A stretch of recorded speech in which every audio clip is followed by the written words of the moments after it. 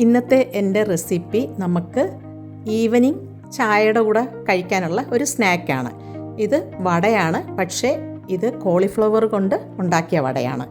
അപ്പോൾ അതെങ്ങനെയാണ് ഉണ്ടാക്കുന്നതെന്ന് നമുക്ക് നോക്കിയാലോ.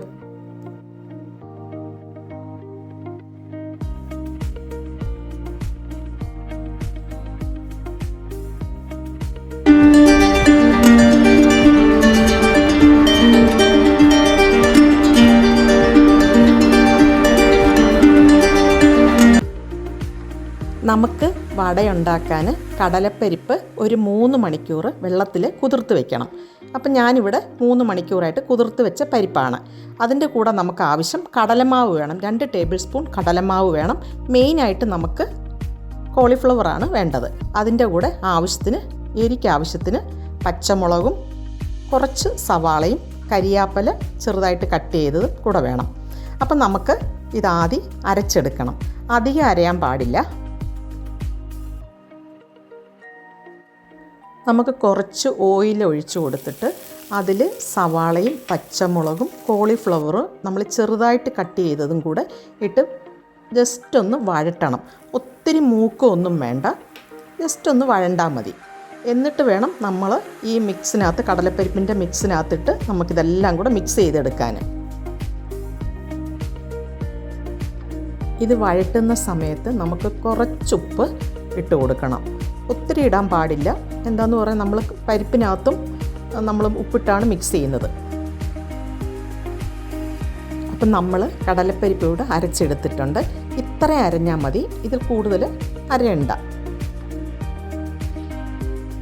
പിന്നെ കടലപ്പരിപ്പിൽ ആവശ്യത്തിനുള്ള കായം, 1/2 ടീസ്പൂൺ മുളക് പൊടി, 1/4 ടീസ്പൂൺ പെരിഞ്ജീരകം, 2 ടേബിൾ സ്പൂൺ കടലമാവ്, ആവശ്യത്തിനുള്ള ഉപ്പ്, പിന്നെ നമ്മൾ വഴറ്റി വെച്ചേക്കുന്ന കോളിഫ്ലവർ, സവാള, പച്ചമുളക്, കരിയാപ്പല, ഇതെല്ലാം കൂടെ മിക്സ് ചെയ്യണം, നല്ല മിക്സ് ചെയ്യണം.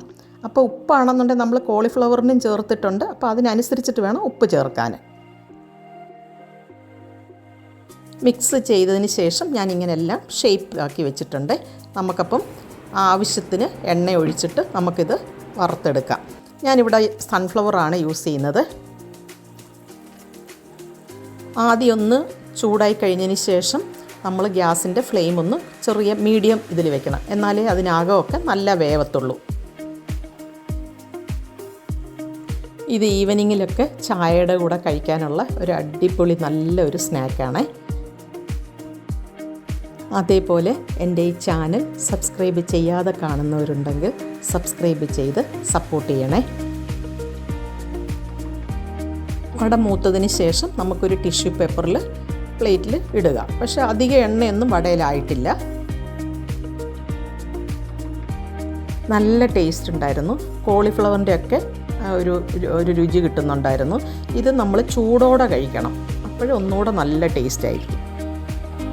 എല്ലാവർക്കും ഈ വീഡിയോ ഇഷ്ടപ്പെട്ടു എന്ന് വിചാരിക്കുന്നു. എല്ലാവരും ട്രൈ ചെയ്യുക. അടുത്ത നല്ല ഒരു വീഡിയോ ആയിട്ട് വരുന്നത് വരെ ബൈ ബൈ.